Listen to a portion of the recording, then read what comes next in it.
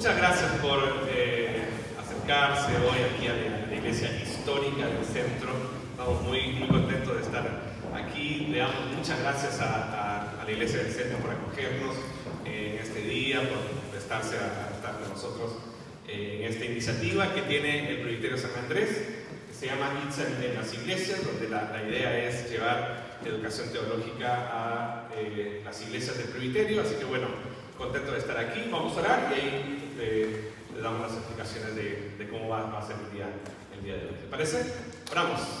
Gracias, Señor, te damos por darnos el privilegio de estar aquí, no solamente porque podemos reunirnos como hermanos en la fe, sino también, Señor, porque te damos gracias porque esta mañana tú renovaste tu misericordia en nuestras vidas y podemos estar aquí para aprender de tu palabra, para aprender de ti y de esta manera también poder adorarte mejor.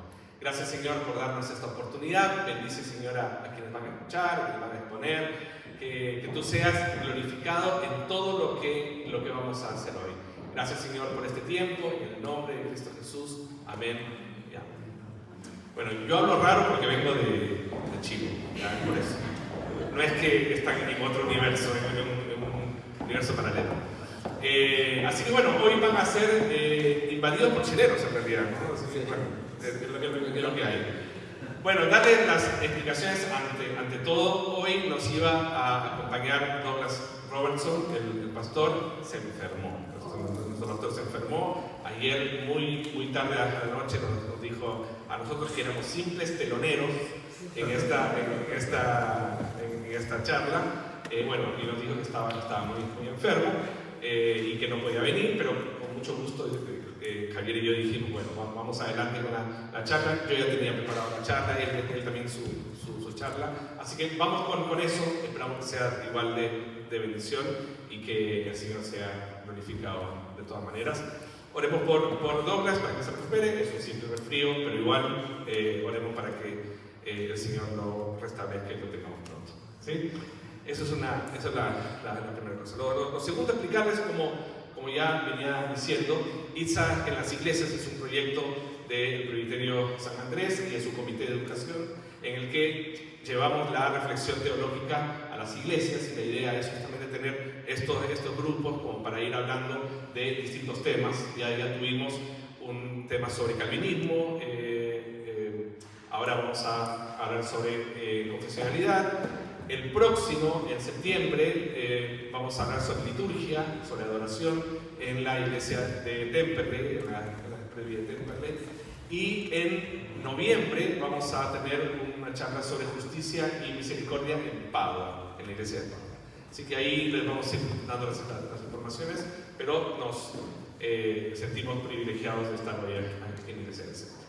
En esta primera parte, Javier Lobos es candidato al ministerio del presbiterio, miembro de esta iglesia. Douglas invitó a Javier para dar una exposición sobre un tema particular de la confesión, y ahora él va a hacer una introducción sobre el tema de la confesionalidad. Posteriormente yo voy a dar un tema sobre la importancia de la confesionalidad para nuestra espiritualidad. Vamos a hacer un break ahí para poder compartir, y de ahí pasamos a un tema en particular de la confesión acerca de la libertad cristiana, preparado también por Javier. Así que eso es más o menos como anticipando todo lo que vamos a hacer el día de hoy, ¿sí? Bueno, entonces sin más, Javier está con nosotros, así que le pido animarnos.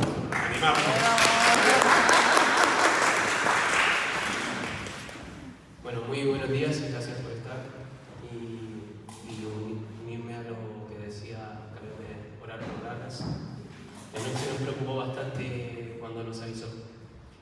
Sin ir más lejos, un segundito. Bueno, hoy se está tratando el tema de la confesionalidad. La confesionalidad, nosotros pertenecemos a una iglesia declaradamente confesional, pero eso no implica simplemente conocer confesiones y credos históricos, sino que tiene que ver con suscribir a ellos. ¿Y qué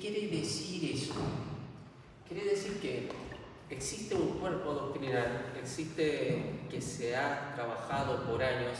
Cuando hablamos de años, hablamos siglos. Es una acumulación de conocimiento teológico, de un cuerpo de conocimiento bíblico que sustenta lo que una iglesia cree.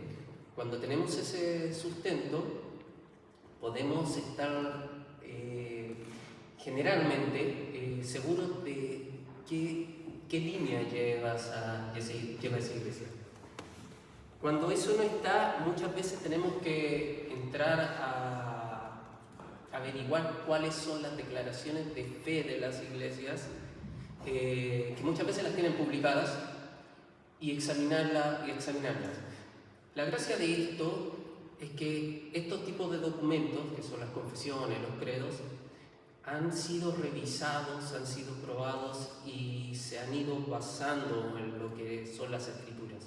Entonces, para ir comprendiendo esto, primero quisiera en esta introducción hablar de qué cosas no son los credos y las confesiones.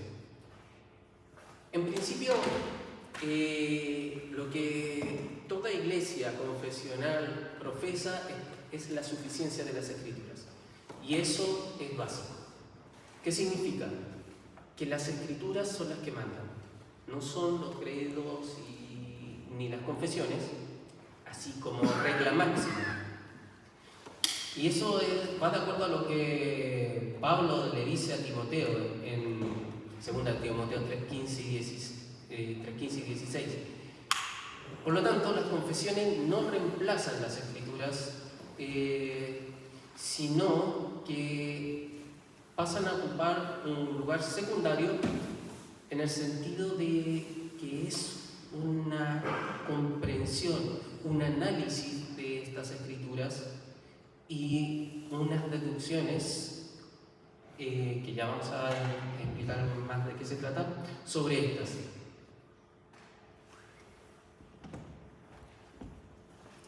De hecho, estas mismas confesiones suelen declarar en sus artículos que las escrituras son la regla máxima.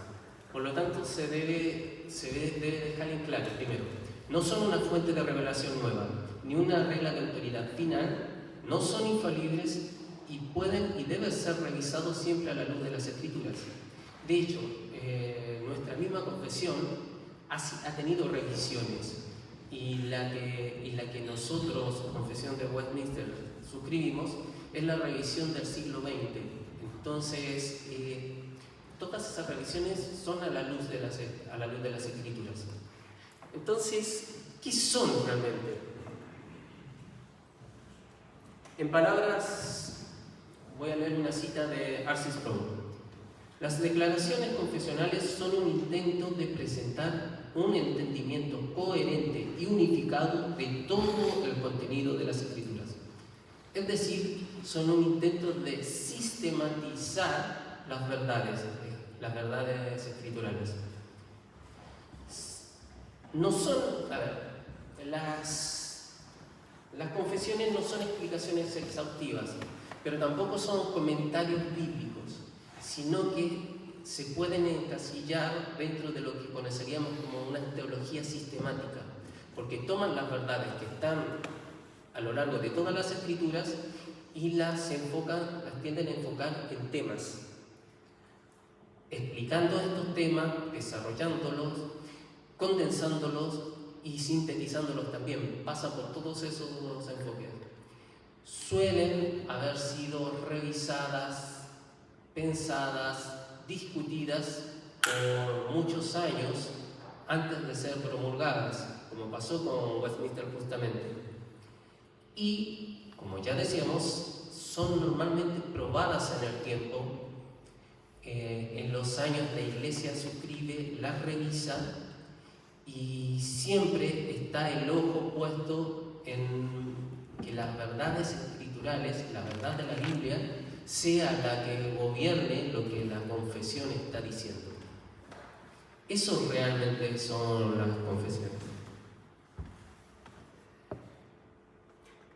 Entonces, el principio epistemológico de los credos y las confesiones, es decir, el punto de partida para el saber, para el conocer, para lo que las confesiones van a enseñar, está basado en la autoridad final e infalible que son las Escrituras.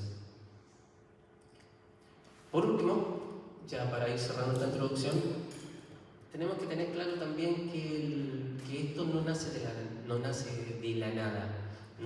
Las confesiones y los credos no nacieron por querer reunirse a sistematizar, para la redundancia de lo que venimos diciendo, estas verdades, sino que surgen en momentos concretos, a veces por divisiones de la Iglesia para frenar, o a veces por herejías que surgían, como por ejemplo lo que nosotros tenemos, el credo de los apóstoles, que deriva de un credo por una herejía recién en el que ya en el siglo II surgió con Marcion. Entonces, para enfrentar esa herejía surge este tipo de credo. Esas son las funciones y ese es el origen. Por eso tienen tanto valor, porque fue un esfuerzo de los cristianos de la época por preservar la pureza doctrinal. Teniendo claro esto, ya podemos empezar a hablar un poco más de qué se trata y profundizar más de este tema.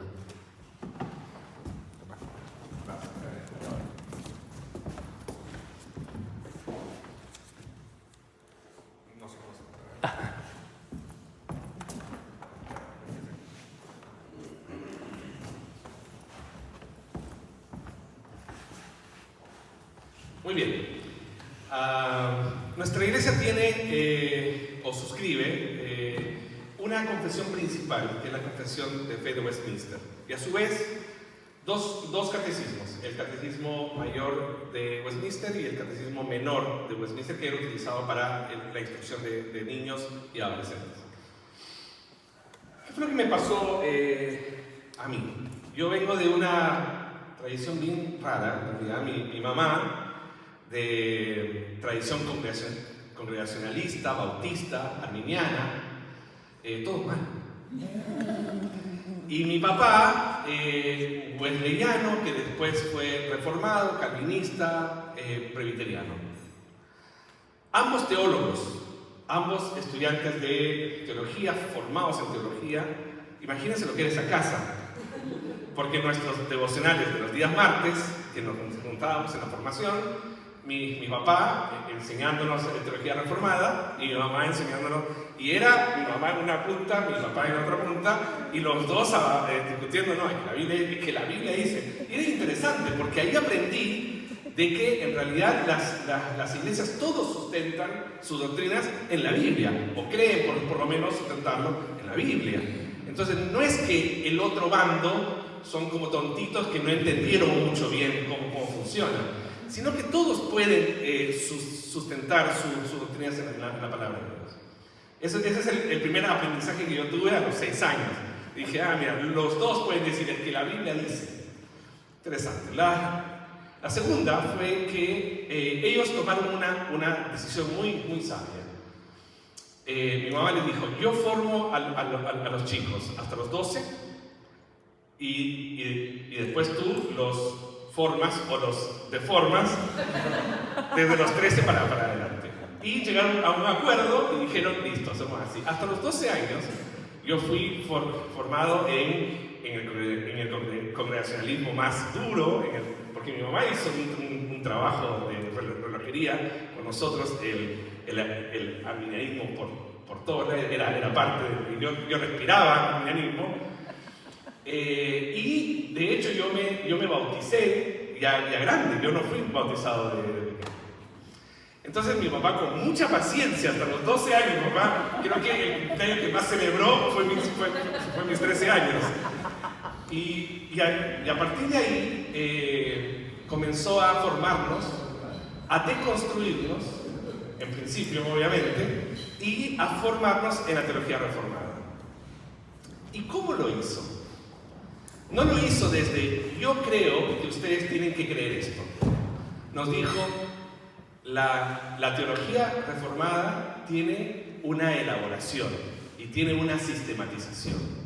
Y esta es. ¿Y qué fue lo que me pasó? El catecismo menor de Westminster.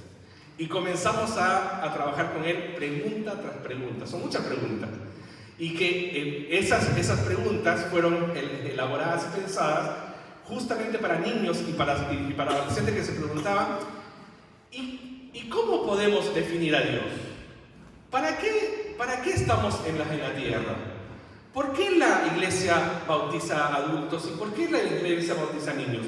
Todas esas preguntas no eran respondidas por la sabiduría de mi papá, sino que eran respondidas por una tradición, eran respondidas por una esquematización y una sistematización de la teología.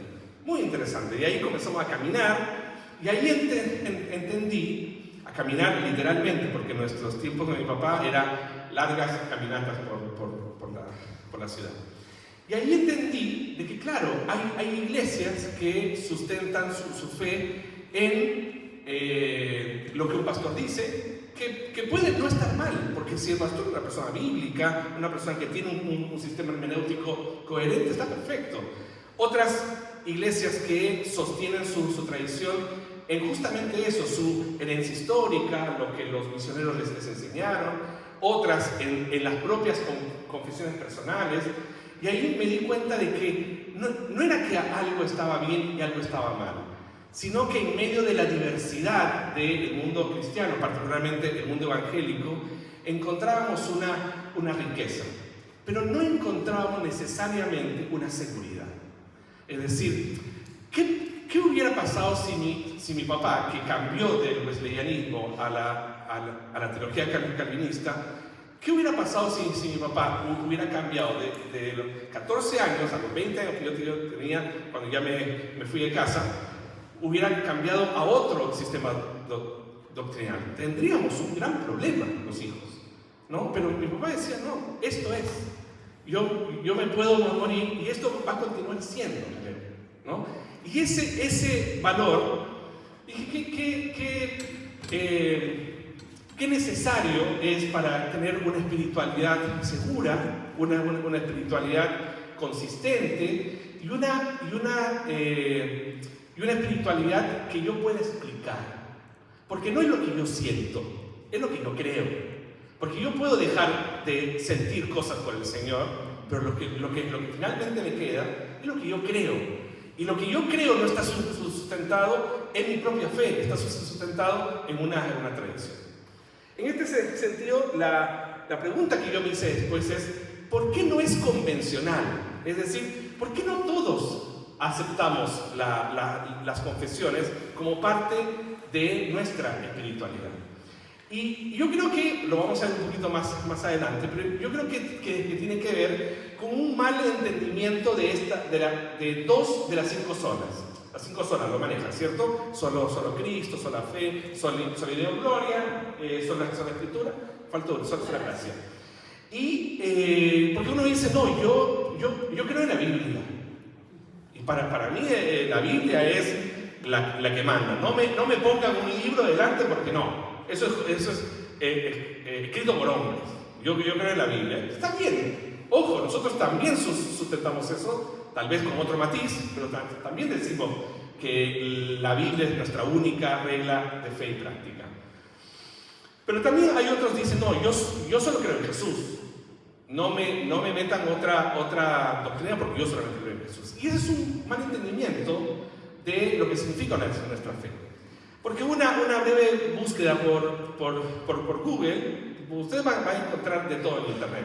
Entre esas cosas que van a encontrar en Internet es que hubo una conspiración para que Argentina... Pero no entramos en ese tema. No. Otra cosa que van a encontrar en Internet es que Argentina es racista, lo cual evidentemente yo soy un testimonio de que no lo es.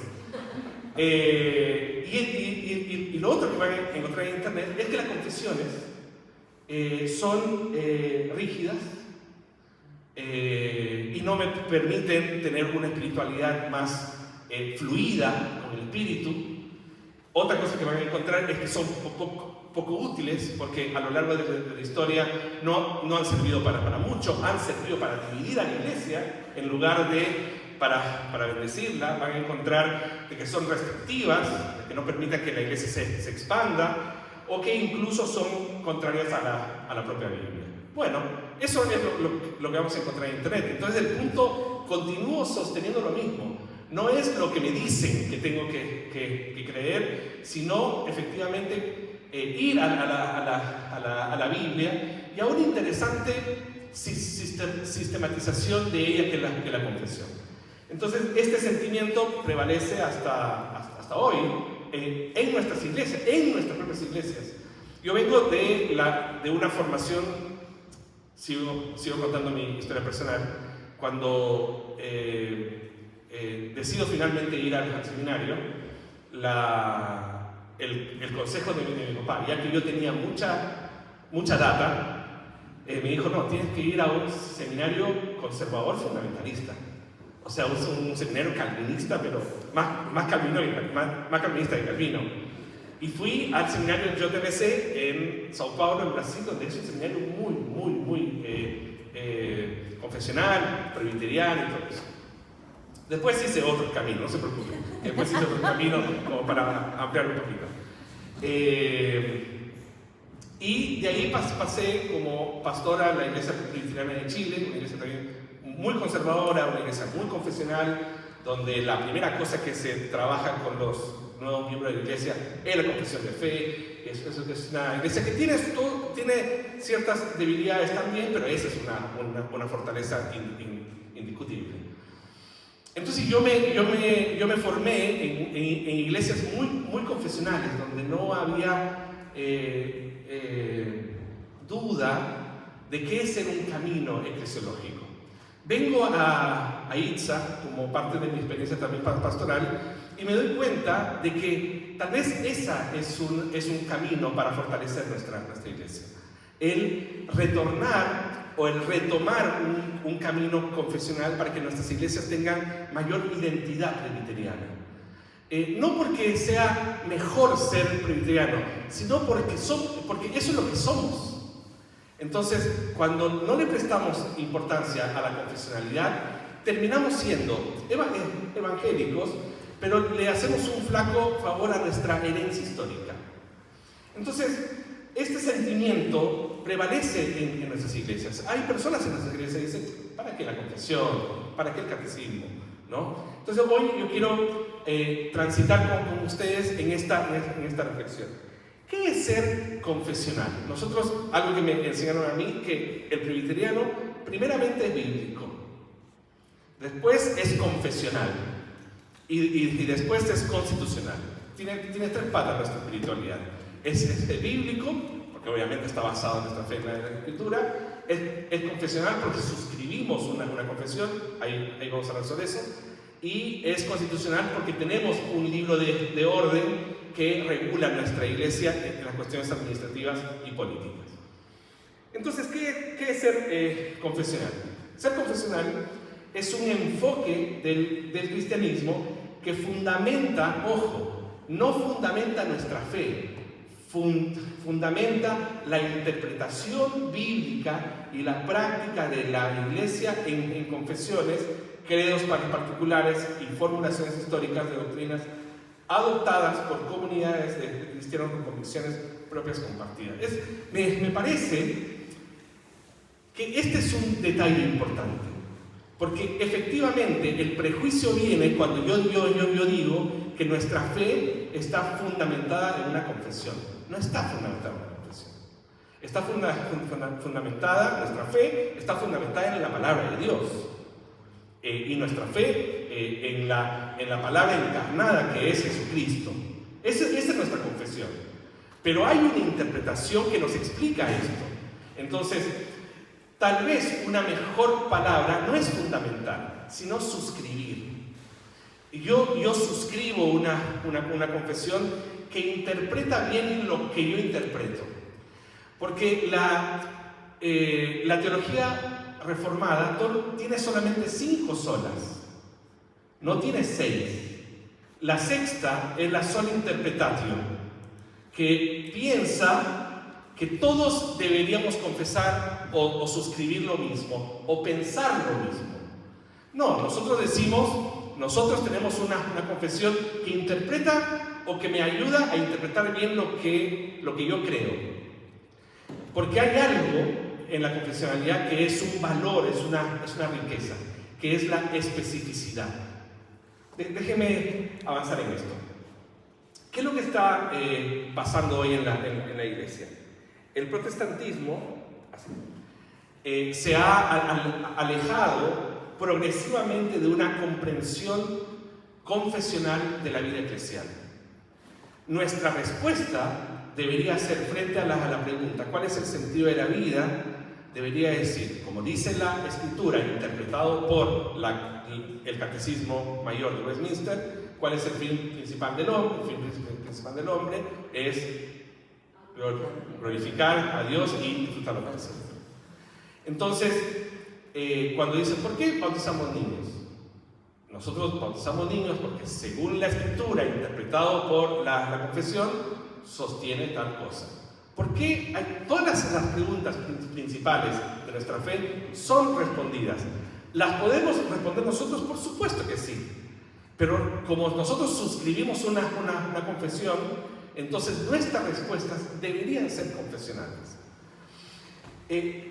La influencia del evangelicalismo, que es la corriente evangélica, particularmente venía de Estados Unidos, donde con una fuerza importante del mundo misionero, a quien agradecemos todo lo que han hecho en América Latina, pero esta influencia, particularmente en lo que hoy es el neopentecostalismo o el movimiento carismático, llegan a nuestras iglesias, y lo que pasa es que ha llevado a muchas de nuestras iglesias históricas a buscar los fundamentos de la fe y la importancia de la palabra como lo más importante, pero sumando distancia de sistemas confesionales de creencia. Hoy nuestras iglesias confiesan que creemos en la palabra y que creemos en Cristo y que eso sería suficiente. Siendo que nuestra iglesia, la iglesia presbiteriana, es una de las iglesias que mejor responde la mayoría de las controversias cristianas, que ya están definidas en la confesión. Y cuando la confesión fue insuficiente en relación, por ejemplo, a las misiones, y porque la confesión no tenía nada sobre misiones, o sobre la misión, y sobre el Espíritu Santo, que no tenía especificado frente al avance del mundo pentecostal, no tenía una especificación con respecto al Espíritu Santo. En 1903 hacen una actualización, hacen una revisión, como bien decía Javier, una revisión de la confesión.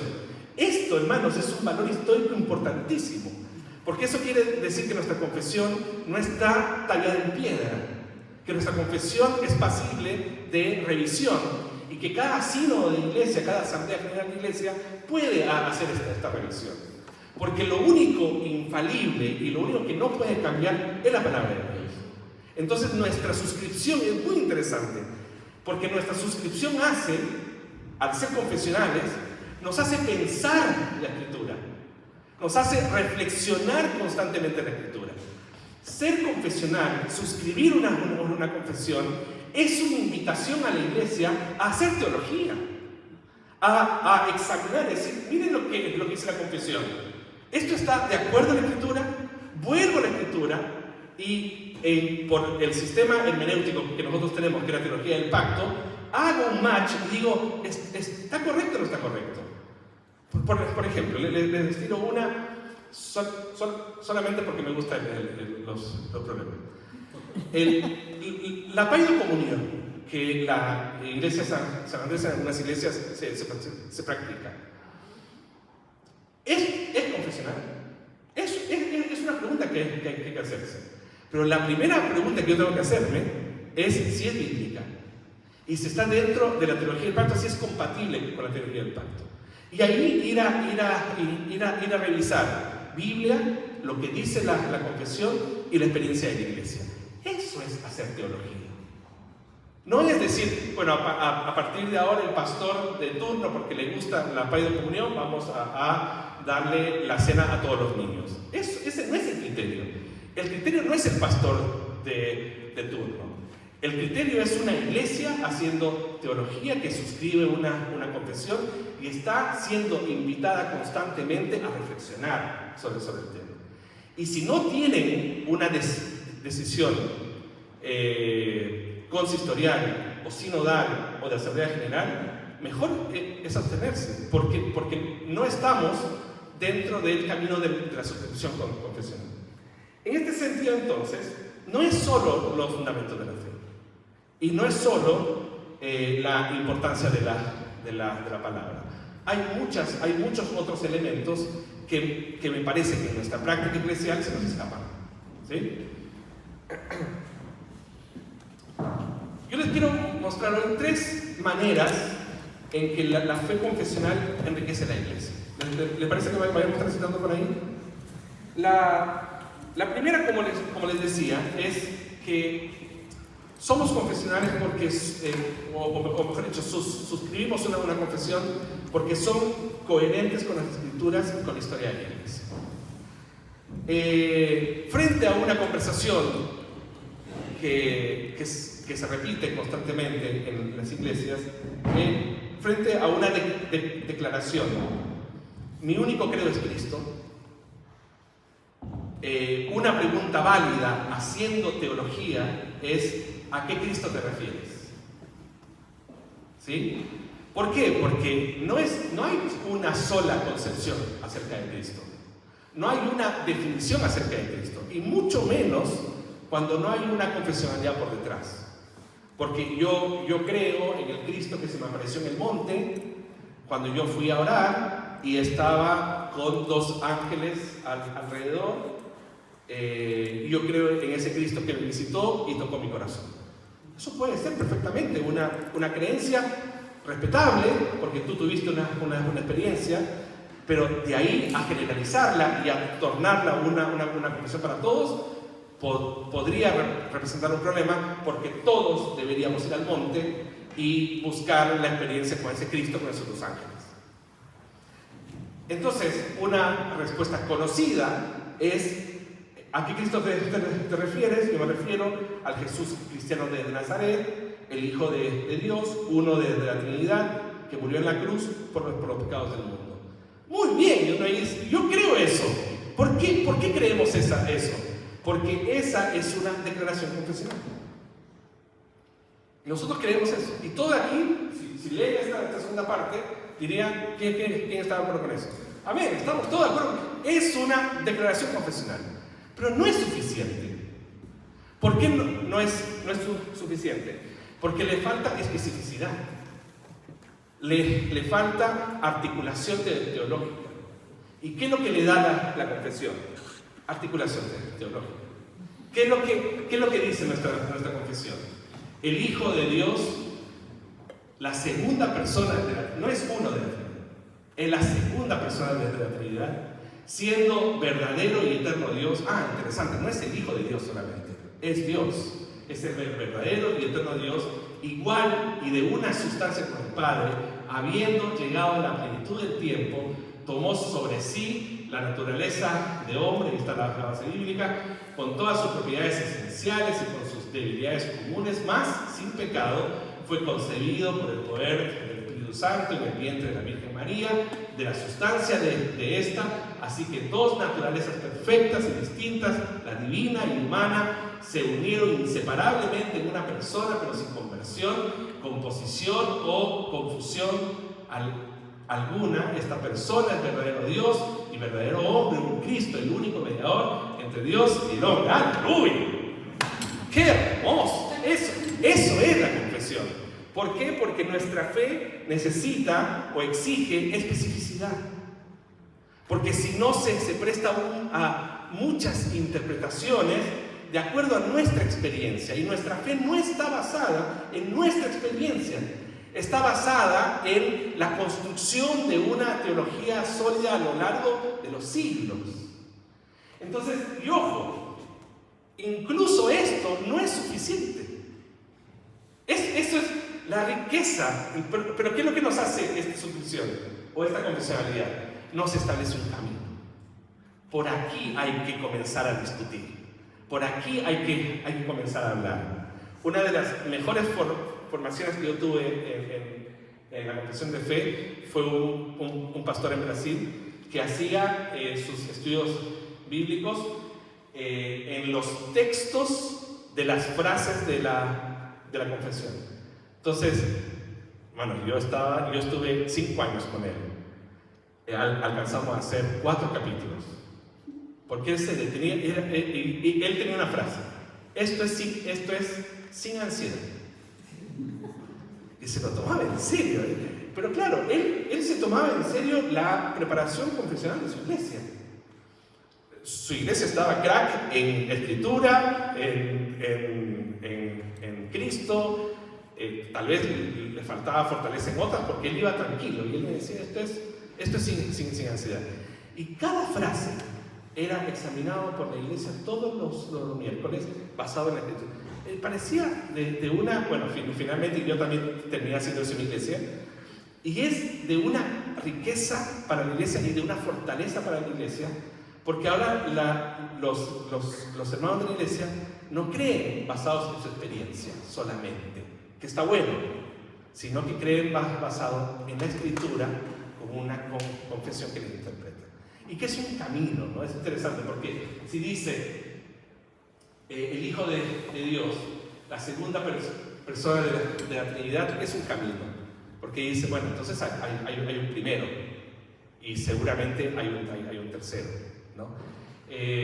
Bueno, puedo decir un montón sobre eso, pero no es el tema.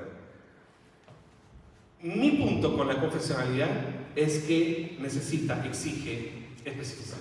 Porque es un camino, porque establece una hoja de ruta, porque hace que la iglesia pueda caminar segura o transitar segura, porque como bien dijo Javier hace un momento, está probada. A lo largo de los siglos está probada. Y cuando seguramente hubo alguna cosa que corregir, se corrigió, porque no está tallada en piedra. Una asamblea general, un sínodo, dijo: hermanos, revisemos esto. Me parece que esto no está bueno. Y se revisó. Y está probado. Y lo vamos a seguir probando. Porque una iglesia reformada siempre se está reformando. Y una iglesia basada en la Escritura siempre está siendo teológica. Entonces, las confesiones, como bien decía Javier, no reemplazan la Escritura, sino que representan interpretaciones resumidas y especifican el significado de ellas y por lo tanto son absolutamente necesarias. ¿De dónde surge esto?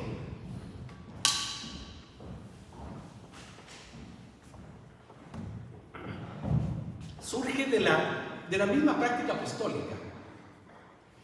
Si ustedes, nosotros no solamente suscribimos confesiones, también suscribimos credos.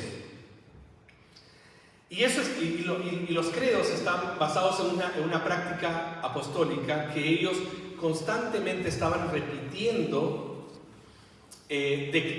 declaraciones que eran los fundamentos de la fe. Entonces, en este texto, no sé quién se anima a buscar para mí, que tengo mi Biblia ahí. Primera de Corintios 15, 3 al 5. Opa, hay competencia. 3 al 5 y Hugo tú el 11. Ok, 3 al 5. Porque yo les entregué en primer lugar lo que mismo que recibí, que Cristo murió por nuestros pecados conforme a las Escrituras, que fue sepultado, que resucitó al tercer día conforme a las Escrituras, que se apareció a Cefas y después a los 12. Esa es una declaración confesional. Yo recibí y es lo que yo les entrego. ¿Y qué es lo que les entrego?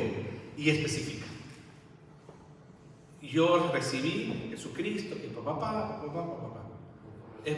¿Cómo? Conforme a las Escrituras. Muy interesante. Y esa es una práctica. La iglesia fue sabia en eso, guiada por el Espíritu. ¿Cómo nosotros vamos a traspasar esto para las generaciones? tenemos que entregar lo que hemos recibido de acuerdo a las Escrituras. El 11. Así que no importa si predico yo o predican ellos, porque todos predicamos el mismo mensaje que ustedes ya han creído. Tremendo. Entonces no importa el pastor de turno, no importa el apóstol que les predicaba. Ellos estaban recibiendo, entregaban, conforme a las Escrituras, una declaración de fe. Eso es fundamental. Hermanos, no podemos, perdón que sea, aquí me sale mucho el chileno taxativo. No podemos permitir que nuestras iglesias, con cambio de pastores, modifiquen las prácticas eclesiológicas de la iglesia. Porque tenemos una tradición, tenemos que tener una tradición. En ese sentido, yo estoy con un choque cultural tremendo, porque el chileno es así, como no podemos permitirnos. En Argentina, bueno, vamos transitando, vamos viendo, sí, bueno. A mí como que digo, bueno, está bien, transitemos, pero definamos, ¿no? Bueno, entonces, me parece que esa práctica apostólica es una herencia también interesante para nosotros. Es decir, ¿qué es lo que yo he recibido? ¿Qué es lo que yo voy a entregar? Conforme a qué lo estoy recibiendo y cómo lo voy a ejecutar. Ese es un flujo que yo creo que fue a lo largo de la historia y que los reformadores entendieron muy bien. Y dijeron, ¿cómo vamos a asegurarnos de que no le pase lo mismo a la iglesia? Porque lo que le pasó a la iglesia fue eso. 1500 años después, la iglesia se deformó. Justamente por la falta de confesionalidad. Y los reformadores, muy inteligentemente y muy apostólicamente, dijeron: la única forma de proteger a la iglesia es a través de las confesiones. Entonces, lejos de contradecir las escrituras, no pretenden suplantar la suficiencia de la revelación, por supuesto que no. Por el contrario, buscan precisamente lo opuesto, dar pleno significado a términos cristianos claves mediante la citación y el resumen de la palabra de Dios. A mí no me gustan las versiones de la confesión que no tienen las citas. Me parece que las citas es la clave para que uno pueda decir ¿dónde está fundamentado eso? No está fundamentado en el 1600 y tanto en la asamblea de Westminster. Está sustentado en la palabra. Entonces me gustan las confesiones, como les mostré, que tiene la frase y la cita, donde uno puede ir y hacer esta reflexión. Y en este sentido, entonces, es el buen intento de dar pleno significado a los temas que nos plantea la Escritura. Y que esos significados lo que hacen es dar forma a nuestra fe. Entonces, yo puedo decir, yo soy cristiano porque creo en Cristo, ¿cierto? Soy parte de la teología del pacto porque es la interpretación que me explica, a mi modo de ver, mejor la Escritura. ¿Dónde está explicado eso en la Escritura? La charla de Douglas era muy buena porque él iba a hablar. Así que lo vamos a comprometer para otra. Porque lo que él iba a hablar, yo lo iba a hacer, pero creo que era más tema de él. Era cómo el pacto, la teología del pacto estaba impregnado en la confesión. Y cómo se explica nuestra forma de interpretar la Biblia a partir del pacto federal. Me parecía un tema muy, muy lindo, pero bueno, Dios quería que lo escucharan nosotros. Entonces, los reformadores, quienes defendieron la suficiencia de la Escritura, eran cristianos confesionales. Eso es clave. Los que nos entregaron lo que nosotros hoy vivimos en nuestras iglesias creían plenamente y suscribían la suficiencia de las Escrituras, pero eran cristianos confesionales. La segunda razón es que son... Dale, Hugo. Dale. Dijiste, los reformadores afirmaron apostólicamente. Sí. Sí. ¿Qué significa? ¿Los reformadores apóstoles o basándose en los apóstoles? No, los reformadores continuaron una forma de hacer iglesia que era muy propio de los apóstoles. Una tradición apostólica. Una tradición apostólica, tal vez es la mejor frase. Hoy está en moda dentro de la teología lo que se llama la teología misional, la que entiende, y nosotros estamos de acuerdo con eso por supuesto, la que entiende de que la iglesia no tiene una misión, sino que Dios tiene una misión e invita a la iglesia a participar de esa misión. Dios es misionero. Entonces Dios está actuando en el mundo e invita a la iglesia a participar de esa misión. Eso es la teología misional a grandes rasgos. ¿Por qué la confesionalidad es propicia para una espiritualidad misional? Porque fundamenta la evangelización y el compromiso social en una base doctrinal que nos protege de la manipulación del evangelio. Es decir, una declaración confesional es que nosotros todo lo que hacemos, lo hacemos para la gloria de Dios. Y esto hay que llevarlo hasta las últimas consecuencias. Es decir, el trabajo evangelístico que nosotros hacemos no tiene que ser, déjenme usar la única palabra que tengo en la cabeza, no tiene que ser manipulador.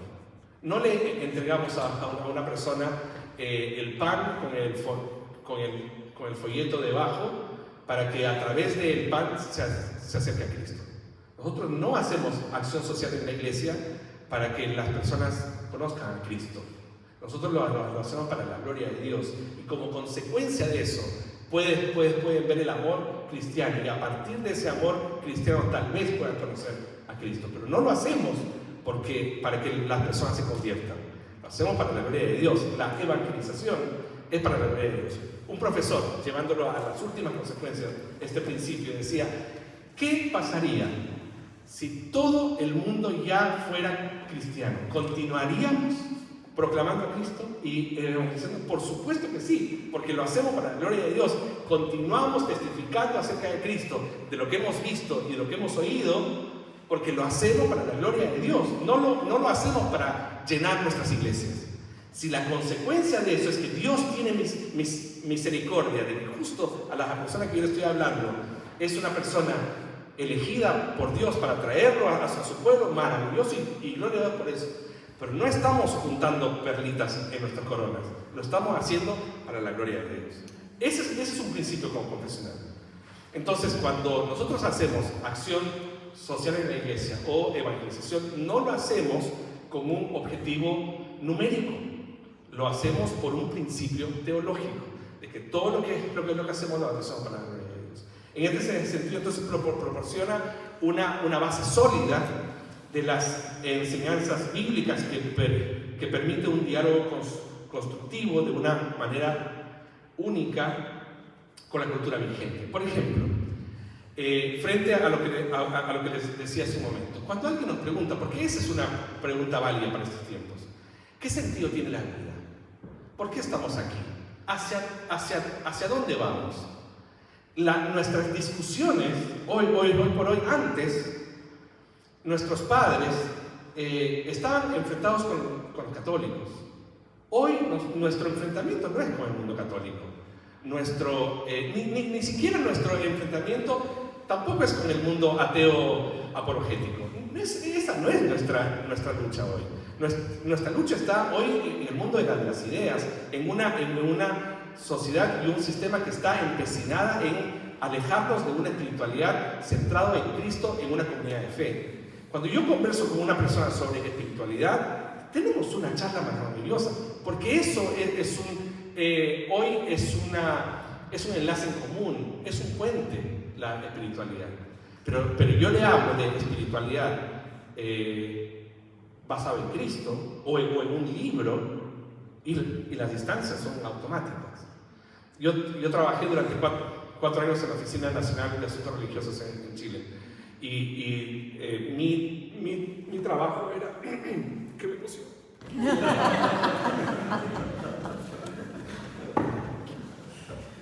Mi trabajo...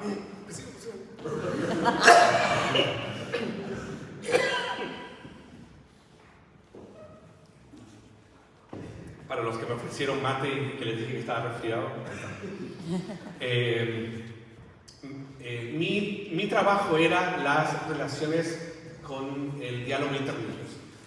Y mi trabajo era relacionarme con el mundo Bahá'í, con el Islam, con los mal llamados mormones, con el mundo católico, etc.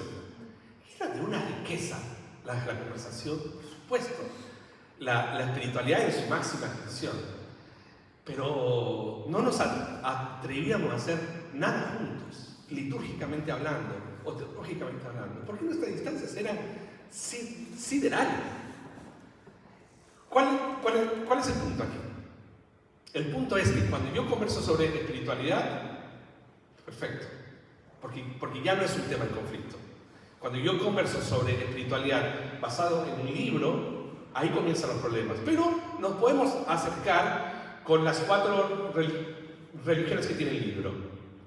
Nosotros, el mundo católico, el Islam, el mundo judío. Y tenemos algo más o menos en común. Cuando quiero hablar de espiritualidad basado en Cristo, y el número se reduce. Y ahí quieren entrar de colado los mormones y los testigos de Jehová también. Y cuando quiero hablarles de espiritualidad basada en la palabra, en Cristo, en una comunidad de fe, el grupo se reduce, pero automáticamente a muy pocos. Y cuando les quiero decir que esta comunidad de fe tiene una confesión, ya está. Pero Piper decía algo muy interesante. John Piper, un pastor bautista filo-reformado. Él decía que está bueno establecer nuestras cercas, nuestras fronteras. Y decía, ¿por qué? Porque el evangélico es muy inseguro. El evangélico no dialoga porque no sabe cuáles son sus cercas. Entonces tiene miedo a confundirse. Tiene miedo a dialogar porque me pueden influenciar la fe. Y Piper decía, nuestras cercas son las confesiones. Y lo decía un bautista. Y nosotros deberíamos ser las personas más dialogantes del mundo. ¿Por qué? Porque sabemos dónde termina mi terreno y dónde comienza el tuyo. Entonces yo no voy a entrar en tu terreno y tú no vas a entrar en el mío, porque sé lo que yo creo. Entonces, la confesionalidad lo que hace, me da herramientas para discutir, para dialogar, para conversar, para entrar en un mundo que nosotros no entramos. A nosotros nos da miedo, digo nosotros generalizando, nadie aquí, la gente afuera en realidad no sabe, pero nosotros no tenemos las herramientas para discutir a la par con una persona que no piensa como nosotros, pero posiblemente porque nosotros no tengamos claras nuestras cercas. Si lo tuviéramos, hermanos, nuestra evangelización podría ser mucho más efectiva también. Porque podríamos dialogar desde otros ámbitos, no solamente con la declaración básica de Cristo vino a morir por tus pecados, que claro que es así, pero hay otras formas de la manifestación del pecado que es solamente la moralidad. Entonces, cuando nosotros nos encontramos con esto, buenas preguntas como ¿cuál es el fin principal del hombre? Son luces que nos trae la confesionalidad, que nos ayuda a poder discutir de mejor manera. Entonces, solamente se los recuerdo. ¿Cuál es el fin principal del hombre y más noble? ¿Cuál es el fin principal y más noble del hombre? El fin principal y más noble del hombre es el de glorificar a Dios y gozar de Él para siempre. Es muy interesante, ¿no? Porque eso tiene implicancias eclesiológicas, tiene implicancias existenciales, tiene implicancias filosóficas, tiene implicancias espirituales, sociales, porque hoy la sociedad no cree esto, pero nosotros sí. ¿Para qué existo yo? Yo no existo para ser feliz. Y Dios no me ha hecho a mí para ser feliz. Dios me ha hecho a mí para que Él sea feliz. Y si Él es feliz, yo voy a ser feliz. Porque yo vivo para su gloria, para su felicidad. Y la primera pregunta de la confesión, del catecismo, me explica eso. Avanzo.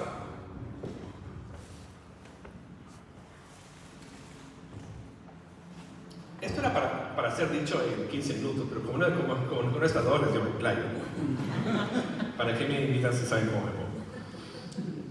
Una comprensión sólida de cómo las escrituras responden a esta pregunta del sentido de la vida permite entrar en una conversación ajena con una actitud completamente segura.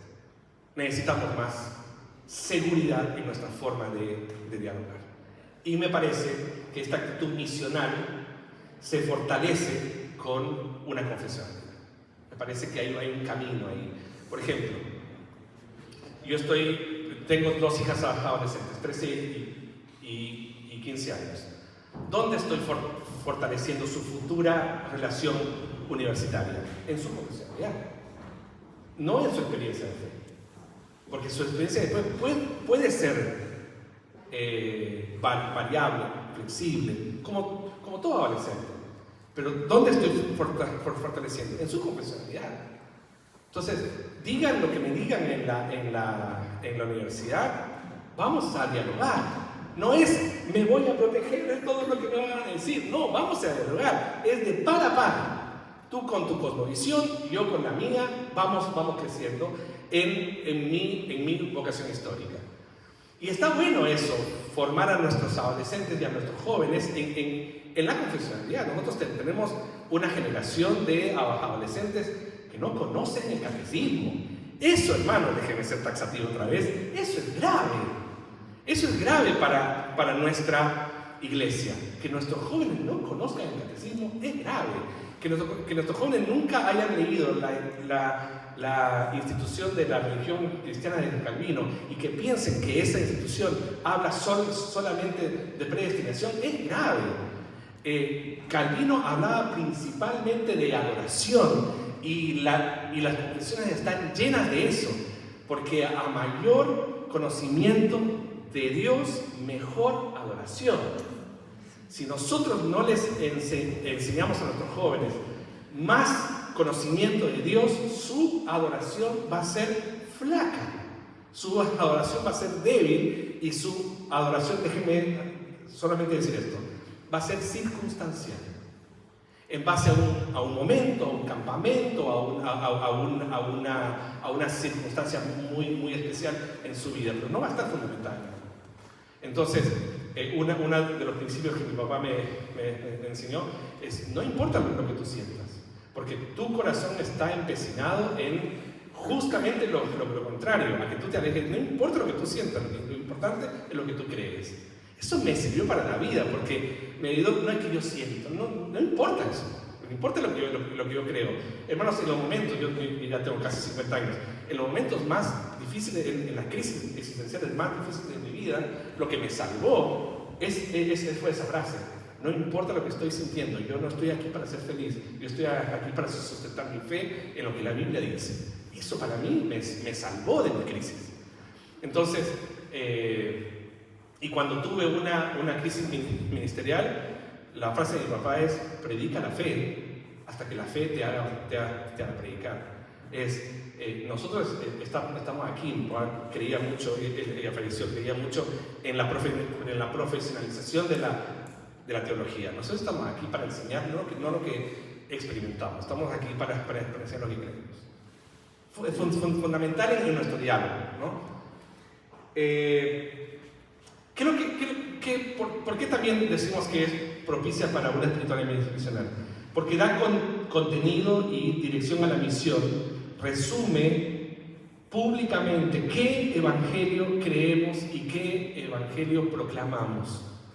Así, la misión no se reduce a activismo, sino que nace de la obra trinitaria de Dios y permanece centrada en Cristo. Es muy interesante, porque a veces la iglesia sabe que tiene que ir, pero no sabe necesariamente qué tiene que proclamar.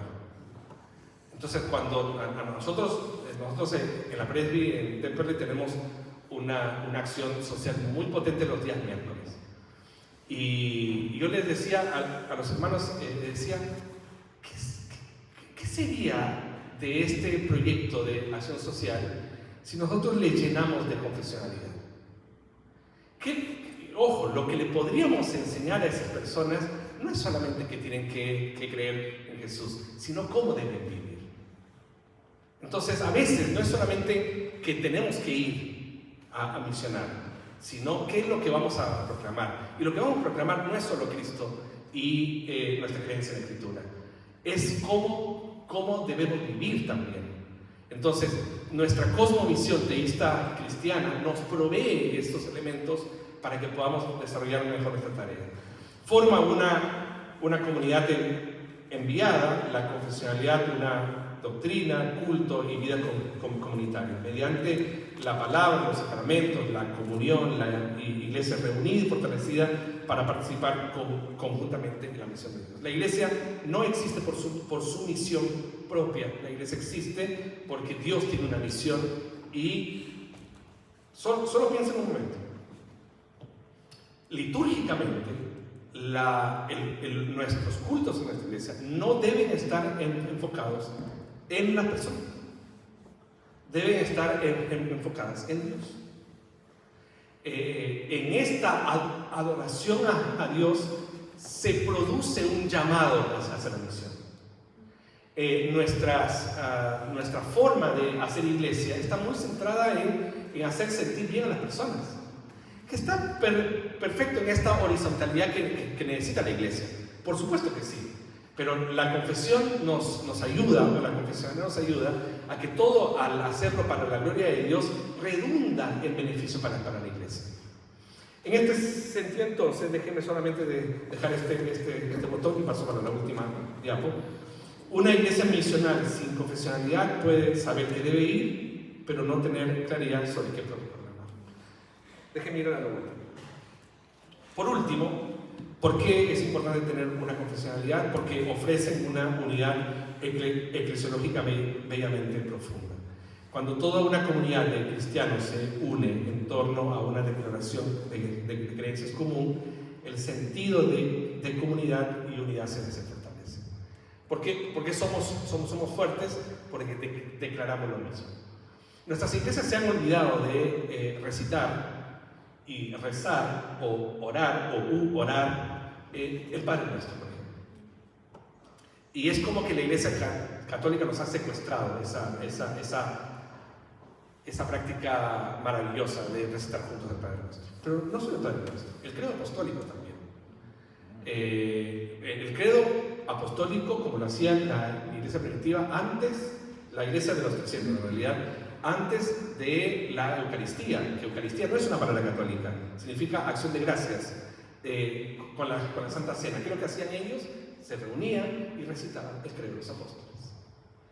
La Iglesia de Ginebra, con Calvino, recitaban una de las preguntas de los catecismos, y así. Entonces, ¿qué es lo que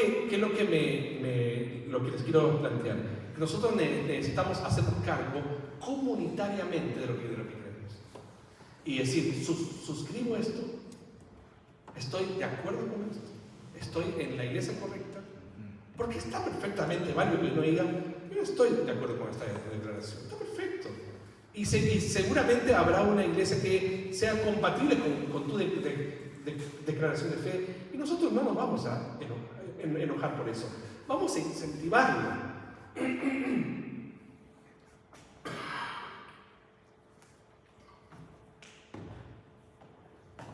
Una misma visión sobre el significado del bautismo, de la Santa Cena, de la salvación, de la soberanía de Dios, de la oración, le da mayor fortaleza a la iglesia. Entonces, cuando Pablo le ordena a Timoteo que vigile atentamente su vida y su doctrina, siendo Timoteo un pastor joven, pastoreando una iglesia, no le estaba diciendo que cuide no, estaba diciendo que ponga en práctica comunitariamente una doctrina. Le estaba exhortando a considerar con celo todo su conjunto de creencias y no solamente lo esencial. Entonces,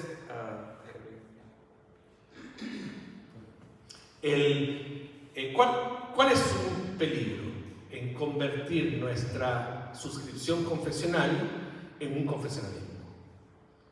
Donde Creo que hemos dado razones suficientes para no caer en eso, en esta charla, pero puede ser. Cuando una iglesia, por ejemplo, no quiere aceptar la actualización de una confesión, es un problema. Porque está diciendo, no, lo que escribieron en 1600 es lo único que vamos a creer. Vamos, hagamos teología, sigamos reflexionando sobre la iglesia. Pero también puede derivar en un legalismo malsano, sectarismo, una actitud de superioridad moral hacia quienes profesan otras creencias. Yo tengo el privilegio de enseñar en otros seminarios no necesariamente presbiterianos. Y el prejuicio que se tiene con el mundo presbiteriano o con los calvinistas es que siempre piensan que nosotros queremos calvinizar a todo el mundo y que somos que nos creemos mucho porque somos los elegidos, la predestinación, y ese es un prejuicio muy grande, pero nosotros también hemos colaborado para eso, me parece. ¿No? En Argentina no, en Chile y en Brasil en realidad, ¿no? hemos colaborado a decir, nosotros somos los más, ¿cómo se dice aquí? Bacanes se dice en Chile, pero bacanes es otra cosa. Somos los mejores. Porque somos los elegidos. Y me parece que esa es una forma de ver la teología en el que no ves las riquezas de otras teologías. Porque, insisto con lo que dije al principio, el que no suscribe nuestra teología no es una persona que no entendió la Biblia. Tiene otro sistema de interpretación, que es completamente válido también. Pero el punto es cuando uno piensa que nuestro sistema es el único. Tal vez podemos arriesgarnos a decir que es el mejor, pero no el único. Y sí, vieron que yo colaboro con esa... Es el mejor, pero bueno. Pero no es el único.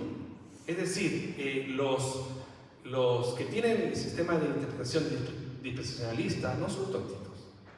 Son seguramente, por supuesto, que muchos mejores teólogos que yo, que Douglas y que todos los que podamos conocer. Por supuesto que sí. El punto, yo siempre aclaro lo mismo, no es lo que yo creo, sino cuál es el sistema de interpretación que yo elijo. Confesionalmente yo elijo el pacto, pero otra persona que no es confesional puede elegir el sistema de interpretación de dispensacionalista y está perfecto. Y no hay ningún problema. Mientras sea coherente con su sistema de interpretación, está perfecto. Solo que algunos dispensacionalistas no saben que son dispensacionalistas. Ese es otro problema, ¿no? Pero algunos presbiterianos no saben que son confesionales también. Entonces ese es un tema. Ese es un tema que te puedo dar una pregunta. Hay una tendencia en algunas iglesias acá en el país de que dicen adherir a ciertas confesiones, ya sea reformadas, Reforma Unida o bautistas, pero labran una declaración de fe propia de su iglesia.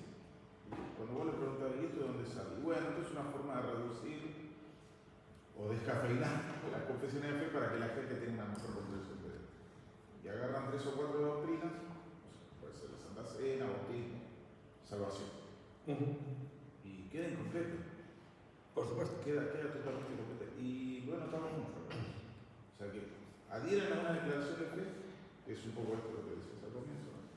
Sin tener la especificidad. La especificidad, que es muy necesaria. Y hay muchas iglesias locales que hoy por hoy lo tienen. Dicen por ahí, sí, adherimos a la confesión, pero hacemos esto porque es más fácil para que la gente lo comprenda.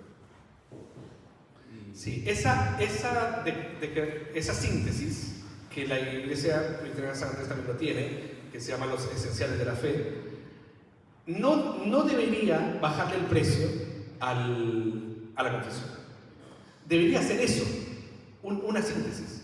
Y que sirve muy bien para el libro de orden o para nuestra página web, porque nadie se queda leyendo 80 páginas. Está bueno como síntesis, pero poner muy grande, ¿no? En la declaración. Pero estos esenciales de la fe están basados en nuestra suscripción confesional, la confesión de fe de Westminster. Creo que esa labor es la que hay que hacer. Déjenme agarrarme de esto para decir, nuestro sistema de membresía o de hacer nuevos miembros deberían basarse más en la confesión que los esenciales de la fe, me parece. Porque ahí colaboramos con la fortaleza futura de la iglesia, porque esos nuevos miembros, cuando nosotros ya no estemos, es lo que van a llevar adelante la iglesia. Estaría súper bueno que si sigamos la tradición apostólica de lo que yo recibí, de lo que yo te entrego, ¿no? Así que bueno, súper. El lema moderno de menos credo, estábamos interesados, de menos credo y más libertad representa una degeneración del vertebrado a la medusa. Carol King dice esto. Y significa menos unidad y menos moralidad y más herejía. La verdad definitiva no crea herejía, solo la expone y la corrige. Si se elimina el credo, la obra cristiana se llenaría de herejía insospechada y sin corregir, pero no por ello menos letal. Parece chileno, porque es súper taxativo. Esta idea de la medusa me parece muy interesante, ¿no? De que no tiene cuerpo, es como muy gelatinosa a veces una espiritualidad que nosotros vivimos. Y me parece que hay que ir trabajando con eso. Una iglesia confesional reúne a sus miembros, generaciones y comunidades en torno a una misma fe, recibida, confesada y transmitida. Miren cómo quiero terminar. Frente a una conversación, ¿qué enseña la Biblia? ¿Qué privilegio y qué maravilloso que nosotros como presbiterianos, esta generación, puede decir, de acuerdo a las escrituras que he interpretado por nuestra confesionalidad, las escrituras es nuestra regla de fe y conducta. Eso es una maravilla, que algún presbiteriano diga, de acuerdo a las escrituras, pero pensando en la confesión, y te responda claramente lo que uno cree. Creo que es un privilegio que nosotros deberíamos retomar y una fortaleza para la iglesia. Eso es, que el Señor les bendiga. Vamos a hacer un break, pasamos al tema de Javier y vienen las preguntas como para ir conversando sobre el tema. ¿Les parece?